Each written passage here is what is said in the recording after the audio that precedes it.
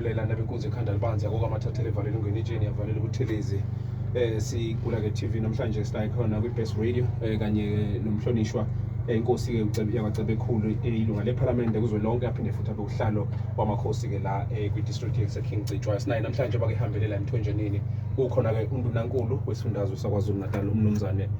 uThami wakwaNtuli sinaye ke umhlonishwa kuba sikhulume naye ke sizwe njengamakhosi ukuthi ke mhlambe iqhaza abanalo abambile namhlanje nokuthi ke bazona undunankulu eyintweni ke ayibekile njengencane kahulumeni ukuthi umhlonishwa asekubingelele baba emsakazweni. Yebo ngiyabingelela namafowethu nina njengabasakazi kanjalo futhi nabalaleli baloluhlelo lomsakazo. Asithokoza kakhulu la kwi-Best Radio esikubhekayo namhlanje ukuhambela kandunankulu la endaweni yasemthonjaneni kwi district futhi cishe ongusihlalo oyibhekile kakhulukazi ke ebuholeni ke bomdaba ngabheka kuleso sigaba nje ke kutheni ikuphi nina enifisa ukukubona neni kuthokozela kakhulu ngokuhambela kwahulumeni wonke kwesifundazwe kule ndawo. Ngathi kuyisibusiso ukuthi uhulumeni wesifundazwe anqume ukuthi akasihambele isifundazwe senkosi Citshwayo la khona ezozwa khona izimvo zabantu nelaka labantu nokwidingo lezifiso zabo kakhulukazi ngoba ekhethele endawo la emthonjaneni namhlanje uDakabela. Kuningi ke abantu abakufisayo uhulumeni ungabala kuphele iminwe noma uzawubala ngeminwe ukuthi yinani ezidingo kodwa ke okukhulu kakhulu izinto enzophawula ngazo mhlambe eseyiphawuliwe ngaphakathi endlini. Kusukume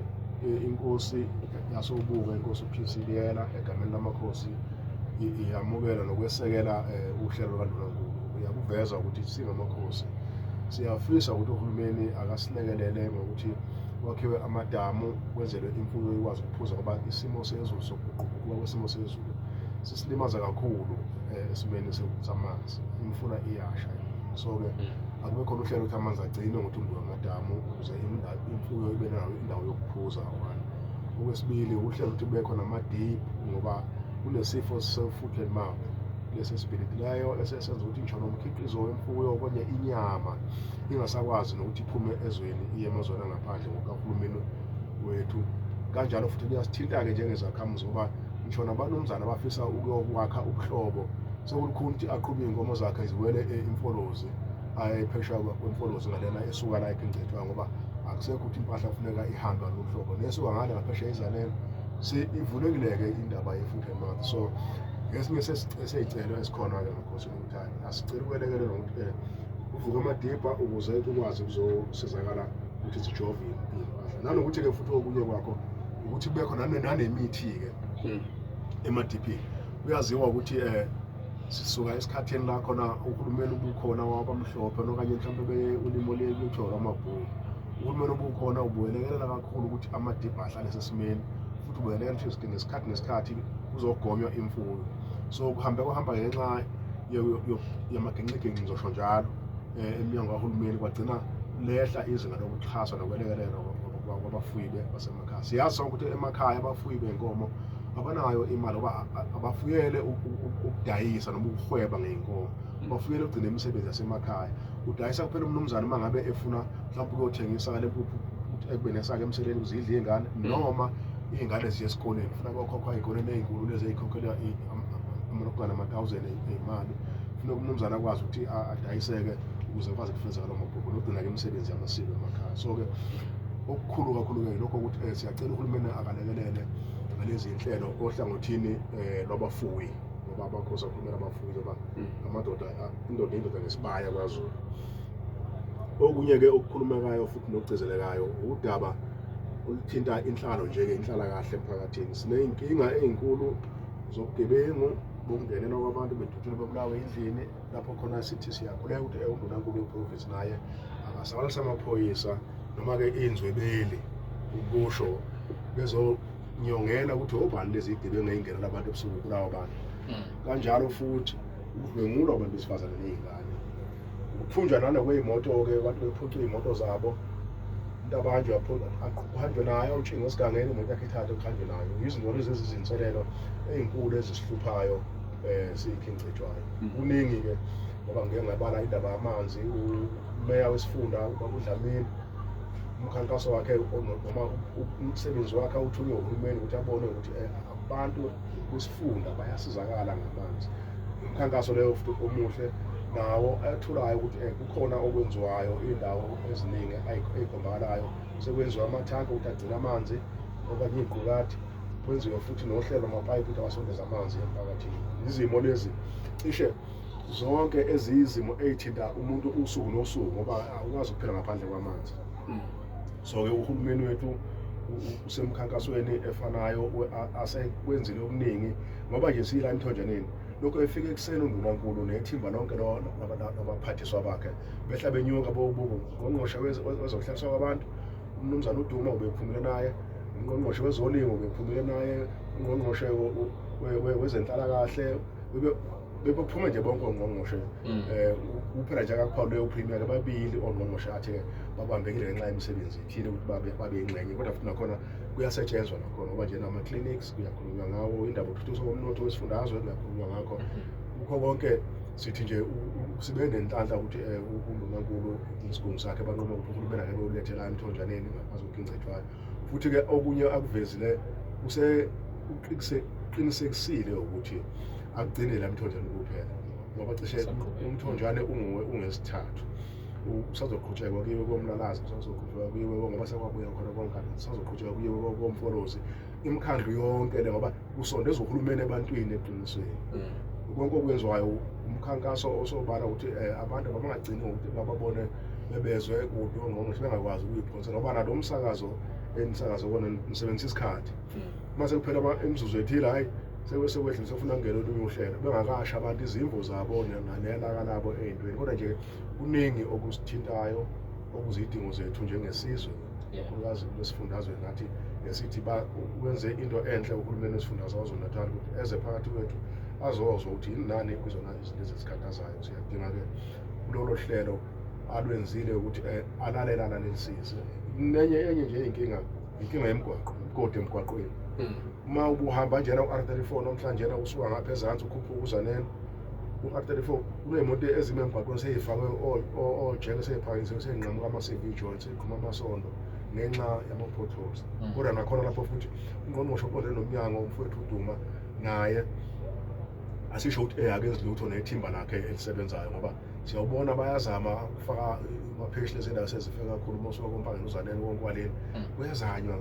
So-ke okwethu ukuthi nje sithi uhulumeni wenza okuyikho ukuthi akasondele phakathi kwethu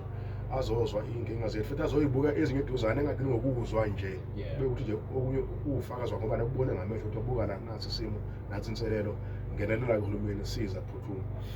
ilokho engingakuphawula. Asiphethe mhlonishwa ngokuthi-ke ngo-2022 silapha ngokukhumbula impi yasococweni into ophinda ngene waveza ukuthi ezinye zey'ngqinamba eyisekhona nokusebenza kwakho konke okweminyaka kodwa okwasala ukuthi kufanele ukuthi njengamakhosi nibe ingxenye kahulumeni ngokuthi uma kuvotwa ningaphenduki wazi waqalisa ngegama lokuba niphenduke ichuse njengokuthi njalo uma sathathwa iy'nqumo eseyithathela abantu bese niphenduka nibe ngabantu nje abangebane ekubeni abantu emphakathini bephethwe yini njengamakhosi. Wakufisa lokho ukuthi ngelinye ilanga kufanele kube ngezinye zezinto ey'gazethwa uhulumeni ukuthi kufanele nibe ingxenye njengoba abantu bangabeni njengamakhosi? Yebo msazi, kuliqiniso-ke kumphiki. Ukhuluma ngomntwana aphinde angene. Umntwana aphinde angene ube iqhawe esizweni sakwaZulu, ube liqhawe eningizimu Afrika ngokuthi amele ubukhosi. Empeleni ngakusho kungananazi ukuthi indlela yokuphatha yama-Republicans yohulumeni abangama-Republicans ayibeki indawo ubukhosi. Kodwa umntwana okwazile ukushadisa le mishado emibili, i-Western Democracy ne-African Democracy, intando yabantu yasentshonalanga nentando yabantu yase-Afrika. La khona ubukhosi buyisisekelo nohulumeni owawukhona bengakafiki labohulumeni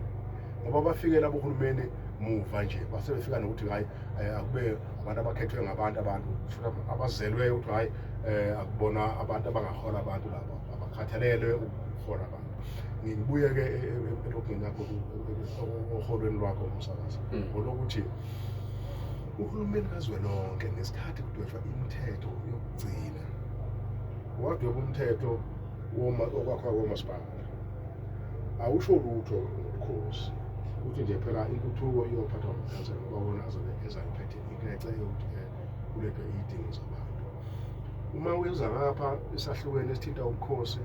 ukuthi nje phela amakhosi ayoba khona sowahlonipha kuphela lona-ke ngiqale ngawo umasipala kunomtheshwanyana-ke igatshana zemthetho lapha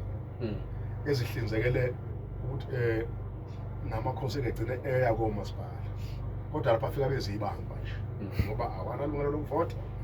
angakhuluma ukukhuluma kwawo okungasho ukuthi lokho akushoyo kufuneka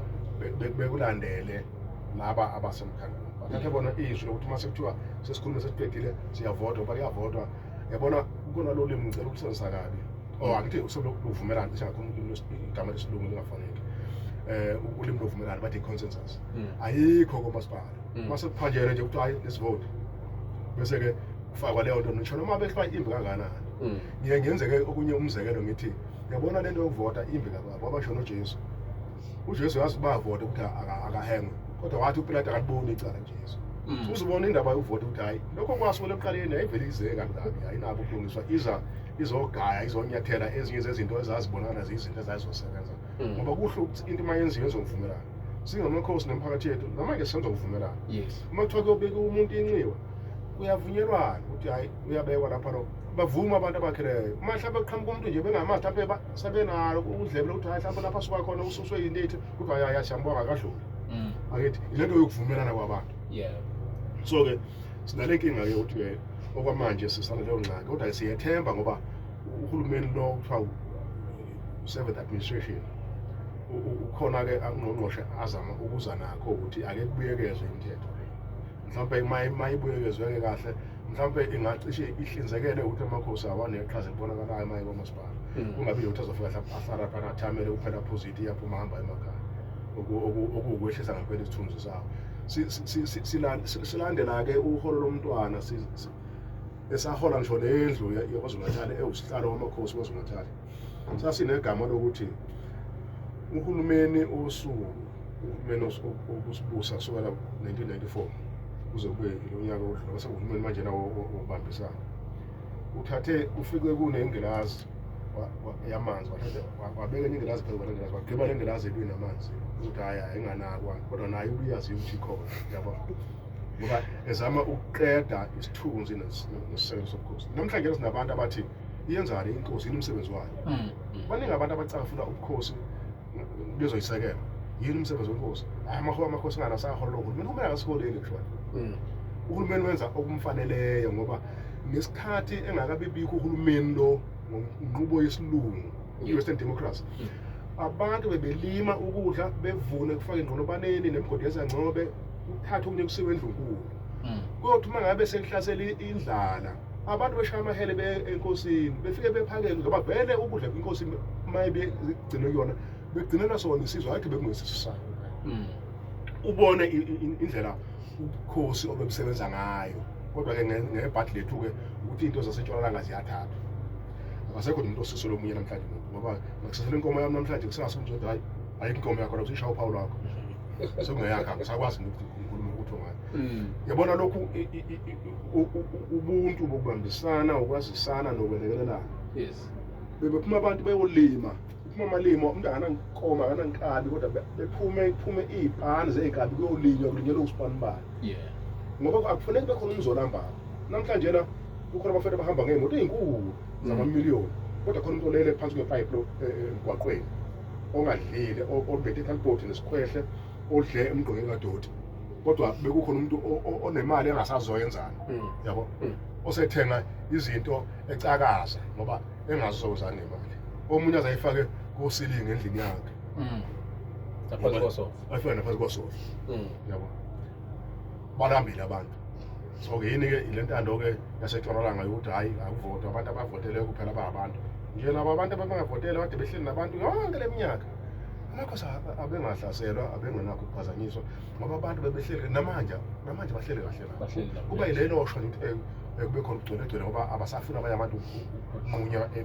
enkosini uma inkosi mhlawumbe uthethe icala yamnquma yamlahla icala hayi siyisitha ngabe induna sekuyisitha kuyona ngoba nakho ilahle icala abasafuna abantu ukulahla icala kodwa nje afuphi konke sibeke nje ukuthi uhulumeni wesifundazwe sibonga leli thuba livezileyo ukuthi abantu bekwazi ukuzoyikhulumela ukuze idingo nefiso zabo futhi naye asho ukuthi ngubonile lokhu ukuthi ngiyakudinga ngibona lokhu ngokusobala siyahlangabezana siyaficana kulolu hlelo sithokoza kakhulu ngesikhathi osiphiswana kwi-Best Radio hayi ngithokoza kakhulu. inkosi yakwacebe ekhulu ke eyilunga leParliament kuzwelonke kanye phinde futhi abe uhlalo la-ke wamakhosi eKing Cetshwayo besinayo namhlanje uxoxa-ke kafishane njengoba behambile khona la emthonjeni kanye-ke noNdunankulu wesifundazwe sakwaZulu Natal umhlonishwa uThami wakwaNtuli. Sithokoza kakhulu. Siyathokoza.